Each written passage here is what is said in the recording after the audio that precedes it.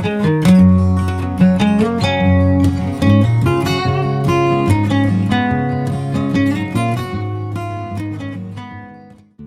මම මේ ලෑස්ති වෙන්නේ චිකන් කරියක් හදන්න. රත් වෙච්ච තෙල් තාච්චියට කුළු බඩු ටික එකතු කරලා, ඉඟුරු සුදු ලුණු ටික දාලා, තක්කාලි, ලුණු, අවු මිරිස් ඒ ටිකක් දාගත්තා. ඊට පස්සේ මිරිස් කුඩු දාලා, තුන පහ කුඩු ටිකක් දාලා හොඳට හැඳි ගාගත්තා. මේ ටික හොඳට ටෙම්පරාදු වුණයින් පස්සේ මේ මම එකතු කරගන්නේ චිකන්. ඊට පස්සේ ටිකත් හොඳට හැඳි ගාලා අපි මූඩියකින් බහලා විනාඩි 15ක් විතර වගේ තියනවා. විනාඩි 15කට පස්සේ මම මේ දැන් එකතු කරන්නේ කොත්තමල්ලි කොළයි, මිංචි කොළයි. මේක ඔයාලා කැමති නම් එකතු කරගන්න පුළුවන්. හැබැයි මේක එකතු කරපුවාම හරි රහයි.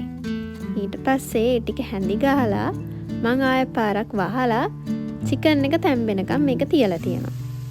බලන්නකො මේ චිකන් කරියේ පාට ලස්සනයි, ඒ වගේම සුවඳයි. ඔයාලත් හදලා බලන්නකෝ.